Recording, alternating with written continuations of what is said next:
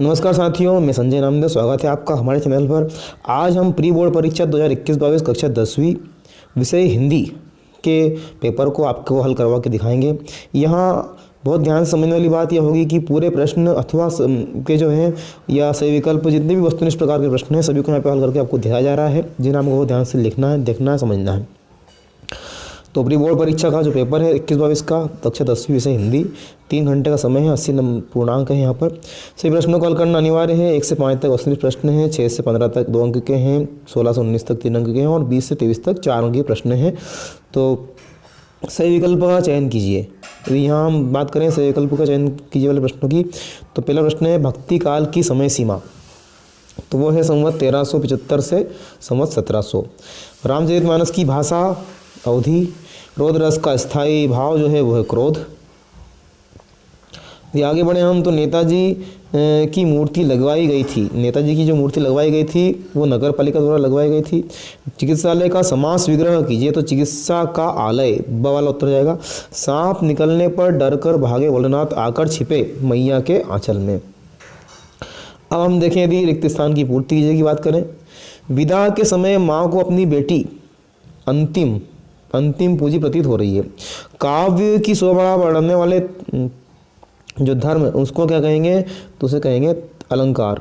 फिर रमणीयार्थ प्रतिपादक शब्द काव्यम, यहाँ पर आ जाएगा भरत मुनि की परिभाषा। आत्मकथा में लेखक के जीवन का जो वर्णन होता है वो स्वयं के जीवन का वर्णन होता है। यथाशक्ति में समास विग्रह या विभाव। कभी कभी बाबूजी हमसे कुश्ती भी लड़ते थे। और हिरोशिमा जापान में है।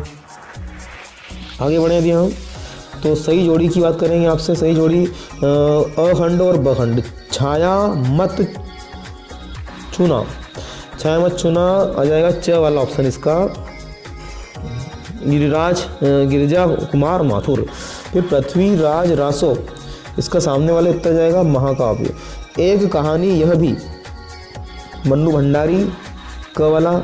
ईश्वर करे तुम पास हो जाओ, यह है इच्छा वाकचक वाक्य है। 9 2 11 होना, देखो यहाँ पे इसका विकल्प नहीं दिया गया है, लेकिन इसका विकल्प हो जाएगा भाग जाना होगा। 9 2 11 इसका यहाँ पे दिया नहीं है। इसके बाद माता का आंचल, तो माता का जो आंचल है वो शिव पूजन सहाय का यहाँ पर हो जाएगा। अगला हमारा है एक वाक्य में उत्तर दीजिए। विश्व के सकल जन कैसे हो रहे हैं। विश्व के सकल जन में कैसे के स्थान पर आ जाएगा गर्मी से व्याकुल। विश्व के सकल जन गर्मी से व्याकुल हो रहे हैं। अगला है तप्तधरा का सांकेतिक अर्थ क्या है, तो इसमें तप्तधरा का सांकेतिक अर्थ इसमें क्या है के स्थान पर जाएगा सांसारिक दुख से है। सांसारिक दुख से पीड़ित पृथ्वी।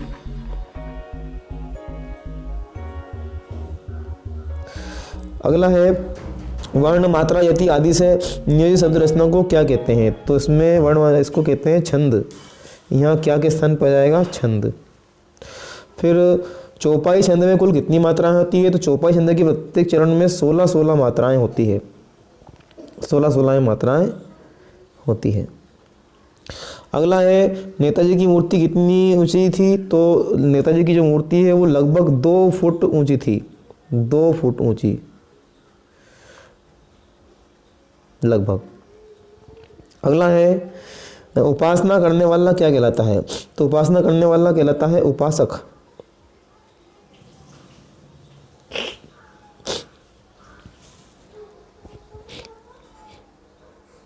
अगला सत्य असत्य लिखिए।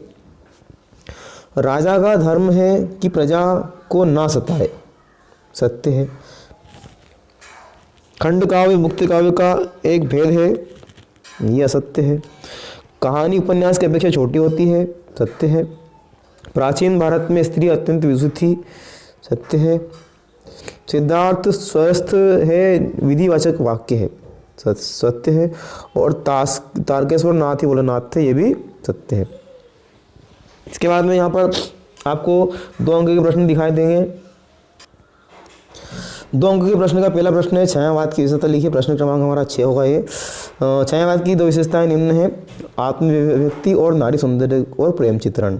7वें प्रश्न का यदि हम देखें तो 7वां प्रश्न है, गोस्वामी तुलसीदास की 2 रचनाओं के नाम एवं काव्यगत विशेषताएं लिखिए। तो 2 रचनाएं, तुलसीदास का सर्वश्रेष्ठ ग्रंथ है रामचरितमानस, अन्य प्रमुख ग्रंथ हैं विनय पत्रिका और गीतावली और कवितावली। काव्यगत विशेषता की यदि बात करें, तुलसीदास ने अवधी एवं ब्रज दोनों ही भाषाओं में काव्य रचना की है। उनके काव्य में चौपाई, दोहा, सोरठा, हरिगीतिका, कवित्व पद आदि अनेक छंदों का प्रयोग हुआ है। प्रश्न क्रमांक 8 पे हम चलें, कवि की आंख फागुन की सुंदरता से क्यों नहीं हट रही है। तो फागुन में प्रकृति की सुंदरता में ऐसा निखार आ गया है कि उसकी आभा समा नहीं पा रही है। आगे देखें इसी प्रश्न को हम, फागुन की हवा का स्पर्श हो पाते ही धरती का कोना कोना उल्लास से भर उठता है। जिस वस्तु पर भी कवि की दृष्टि जाती है उसका अनुपम सौंदर्य उसे कल्पना की दुनिया में उड़ा ले जाता है। फागुन की सुंदरता सर्वव्यापक हो गई है। उसके सौंदर्य की मादकता ने कैसे जादू करके कवि की दृष्टि को ऐसे बांधा है कि उसकी आंखें हट नहीं पा रही है। अगला प्रश्न हमारा है, महाकाव्य की परिभाषा उदाहरण से दीजिए। प्रश्न क्रमांक 9, जिसमें सर्गों का निबंधन हो वह महाकाव्य कहलाता है। महाकाव्य में देवता या सदृश क्षत्रिय जिसमें तत्वती गुण हो नायक होता है। कहीं एक वंश में अनेक सत्कुलीन भूप भी नायक होते हैं। श्रृंगार और वीर शांत में से कोई एक रस अंगी होता है तथा सभी रस अंगी रूप होते हैं। रामायण में वाल्मीकि और महाभारत वेदव्यास। आगे भी हम चलें, हमारा 10वां प्रश्न है, आख्यान गीतियाँ से क्या तात्पर्य उदाहरण सहित लिखिए। तो आख्यान गीतियाँ महाकाव्य और खंड काव्य से भिन्न पद्म कहानी का नाम आख्यान गीति है। इसमें वीरता, साहस, पराक्रम, बलिदान, प्रेम, करुणा आदि के प्रेरक घटना चित्रों तथा श्री कृष्ण जयंती में कृष्ण के जन्म की रात का वर्णन है। उदाहरण के लिए इसमें वीरता, साहस, पराक्रम, बलिदान, प्रेम और करुणा आदि से संबंधित प्रेरक घटनाओं का चित्रण होता है। आगे चले हम, प्रश्न क्रमांक हमारा जो 11 है, कोई 2 उपन्यास के नाम और उनके लेखकों के नाम लिखिए। तो उपन्यास गोरा गोदान, लेखक रविन्द्रनाथ ठाकुर और गोदान के हैं मुंशी प्रेमचंद। इसके बाद में मन्नू भंडारी के साहित्यिक विशेषताएं हमको बताना है। तो मन्नू भंडारी की कहानियों और उपन्यासों में स्त्री मन से जुड़ी अनुभूतियों को चित्रण की प्रधानता है। उनकी रचनाओं में भारतीय नारी के जीवन और उसकी विशेषताओं का प्रभावशाली वर्णन हुआ है। उनमें स्त्री का स्वतंत्र व्यक्तित्व तथा आकलन भी अपनी रचनाओं में प्रस्तुत किया है। 12वां प्रश्न देखें यदि हम, तो 12वां हो चुका, 13वां देखें, वास्तविक अर्थों में संस्कृत अभिव्यक्ति किसे कहा जाता है। तो वास्तविक अर्थों में संस्कृत अभिव्यक्ति उसे कहा जाता है जो अपनी बुद्धि तथा विवेक के द्वारा किसी भी नए तथ्य का दर्शन करता है, अर्थात जिसने अपनी योग्यता के बल पर किसी नई चीज का आविष्कार किया हो, वही वास्तविक अर्थों में संस्कृत अभिव्यक्ति कहलाने योग्य है। आगे बढ़े हम, निपात शब्द की परिभाषा उदाहरण सहित लिखिए।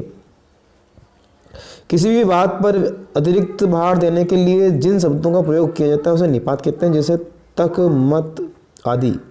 तुम्हें आज रात रुकना ही पड़ेगा, तुमने तो हद कर दी, उदाहरण के लिए। अगला है, जॉर्ज पंचम की लाट की नाक वाली खबर के दिन अखबार चुप क्यों थे। आइए देखते हैं इसका उत्तर। इस तरह से आप स्क्रीनशॉट लेकर के इसका उत्तर भी लिख सकते हैं। मात्रिक छंद और वर्णिक छंद में अंतर, तो अंतर निम्न है। मात्रिक छंद के सभी चरणों में संख्या मात्राओं की तो समान होती है, परंतु लेकिन लघु गुरु समान नहीं होते। वर्णिक छंद में चरणों में की संख्या और वर्णों की क्रम लघु गुरु दोनों समान होते हैं। इसमें मात्राओं की गिनती निश्चित होती है और मात्राओं की गिनती निश्चित और मात्राएं नहीं है। ठीक है, अब यहाँ पर 17वां, लोकोक्तियों व मुहावरों में कोई 3 अंतर लिखिए।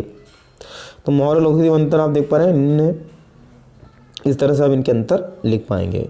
स्क्रीनशॉट लेकर के आप इसको कर देना। आपका 18वां है, देश प्रेम में आत्मविस्तार का भाव निहित है, अपठित गद्यांश है। देखिए यहाँ पर पहला प्रश्न उपयुक्त गद्यांश से चित्तर देश भक्ति, देश प्रेम हो सकता है। उसके बाद दूसरे के लिए, यहाँ जब तक व्यक्ति देश को अपना आराध्य नहीं बनाता तब तक देश के प्रति समर्पण का भाव उसमें जागृत नहीं हो सकता है। और उपयुक्त गद्यांश का जो सारांश है आप लिख सकते हैं। इसी प्रकार छाया मत छूना का यहाँ पे भावार्थ यहाँ पे दिया गया है, इसको आप रोक करके वीडियो को लिख लें। पूरे वीडियो में आपको यहाँ पे शॉर्टकट में थोड़ा सा आप स्क्रॉल करके मैं आपको बताने का प्रयास कर रहा हूँ, क्योंकि बहुत बड़ा वीडियो हो जाएगा, आप नहीं देख पाएंगे, इसलिए पूरे वीडियो को आपको ध्यान से देखना है। अगला प्रश्न हमारा ये, इसके बाद में प्रश्न क्रमांक 22, गर्मी की छुट्टी में ऐतिहासिक स्थल के भ्रमण पर जाने वाले के हेतु 500 रुपये मंगाने के लिए पिताजी को पत्र लिखा है। इस तरह से आप पत्र लिखेंगे और आज्ञाकारी पुत्र में अपना नाम लिख देंगे। और इसके बाद जो लास्ट प्रश्न है वो निबंध का है, तो किसी एक निबंध को आप अपनी बुक से देख करके लिख सकते हैं। इस प्रकार से आपका ये पेपर पूरा समाप्त होता है। धन्यवाद।